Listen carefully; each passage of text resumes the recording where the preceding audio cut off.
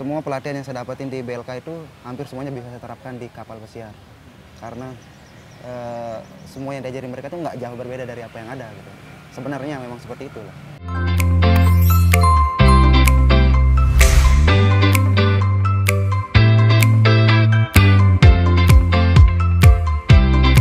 Nama saya Iwan Sukandi. Saya ikut di BLK Lotim itu di pertengahan 2015 sampai di akhir 2015 ya. Di sana saya ikut pelatihan onboarding selama kurang lebih 3 bulan di sana. Di sana dilatih tentang bagaimana pekerjaan di kapal, pendidikan kapal, tentang apa sih kapal itu. Dan di sana juga diajar basic pariwisata dan servis di kapal pesiar. Karena saya ngambil di waktu itu asisten waiter.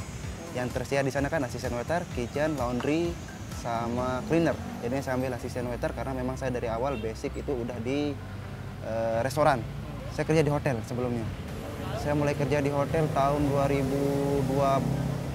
Selesai dari SMA saya masuk ke LPK dulu di Senggigi, ada namanya Belindo. Habis itu saya kerja di training sih di Santosa, terus saya pergi ke Sepotong.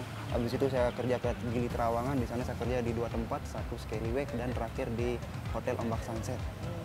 Di akhir 2015 ya. Habis itu saya ikut BLK Lotim. Itu pendaftaran gampang sekali ya. Gara-gara ada dulu dari guru saya guru saya di LPK yang dulu. Dia posting di grup, dia bilang ada pembukaan interview kapal pesiar dilakukan di Batu Layar. Di Sandik lah. Terus BLK Lotim. Nah, waktu itu saya mau nyoba apa nggak nyoba gitu kan.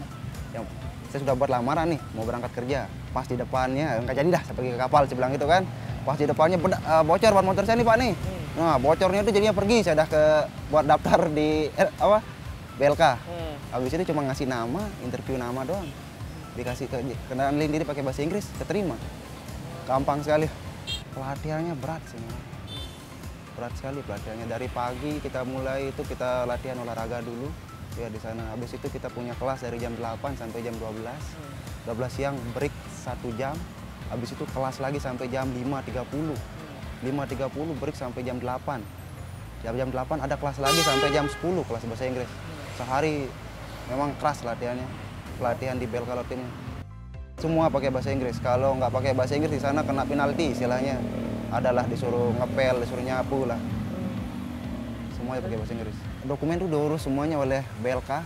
Kita cuma pergi buat ngaten doang, buat istilahnya interview doang. Waktu itu saya join ke Australia pas visa lah gitu. MCB visa namanya buat Australia. Gampang sekali dibuat. Waktu itu saya buat di CTI Bali. Pas baru masuk 1 bulan nih, kan 3 bulan kalau nggak salah sekolah dulu kan. Baru masuk 1 bulan udah ngurus dokumen tuh. Nah ngurus dokumen, habis itu dokumen aja jadi semua di bulan ketiga. Kita pulang udah punya dokumen. Nah di Januari saya pulang, saya berangkat kapal bulan Februari. Di sana saya pertama kali naik kapal saya posisi asisten waiter. Asisten waiter itu tugasnya untuk mengasis waiter, istilahnya di bawahnya waiter. Jadinya tugas kita itu melengkapi kebutuhan yang dibutuhkan waiter.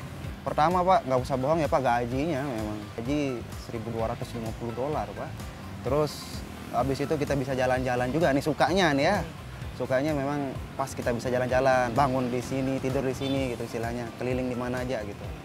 Dukanya banyak Pak. Pertama ya pasti homesick lah istilahnya ya. Kangen keluarga, kangen istri anak gitu, kalau yang udah nikah. Terus kangen kerjanya keras jadi. Sehari itu bisa kerja 11 sampai 12 jam. Belum lagi komplain dari tamu, belum lagi dimarahin bos kalau salah. Di sana nggak boleh telat.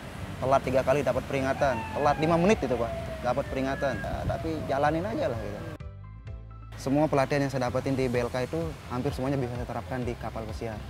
Karena semua yang diajarin mereka itu nggak jauh berbeda dari apa yang ada gitu. Sebenarnya memang seperti itu lah. Soalnya saya baru naik dari kapal, yang saya pikirin itu gimana caranya saya berhenti kerja di kapal Pak. Dari modal buat usaha, jadinya otaknya gitu aja nih, modal usaha.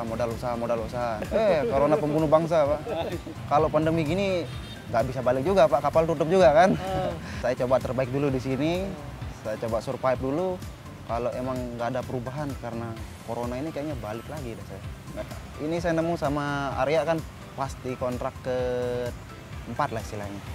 Saya nemu sama dia bareng nih satu kapal. Ya mau buat usaha nggak? Saya nanyain gitu. yuk mau buat apa? Apa yang ada kira-kira yang gampang gitu. Kita buat tempat kopi aja yuk. Akhirnya bareng resign di bulan, lupa sih bulannya Pak.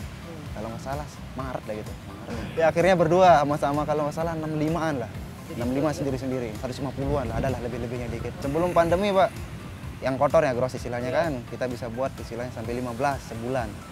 Sesudah pandemi, kemarin Pak saya dapat cuma 700 nih, saya nih Pak yang punya 700 Pak. Belum gaji orang, belum ini, belum itu. Serius, parah Pak. Banyak berdoa Pak. Kalau istilahnya bisnis ada shift cost dulu kan. Dimana cost yang dulu membengkak kita mulai mengurangi. Dulu awalnya kita kerja berlima. Saya kurangin dulu, ya itulah cara salah satunya mengurangi cost. Seperti apa makanan yang kira-kira rusak kalau nggak laku, saya berhenti jual tuh Pak.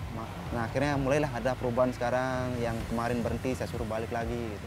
Teman-teman yang masih di BLK atau yang masih baru mau masuk BLK, mending masuk BLK sekarang, kerja dulu, nyari modal buat usaha. Yang masih di kapal, jangan kelamaan di kapal, pulang buat usaha. Kelamaan di kapal, bapuk di sana ntar. Yang kelamaan di kapal maksudnya, jangan kelamaan. Saya pernah nemu orang Indonesia Pak, 25 tahun di kapal, gila Pak. 25 tahun di kapal. Tuh, barangkali tembok rumahnya emas itu Pak. Minimal yang paling pasti itu dari pariwisata ini harus bisa berbahasa Inggris. Tapi kalau di BLK kalau mau belajar, at least bisa sih. Soalnya di sana bahasa Inggris semua kan. 3 bulan bahasa Inggris.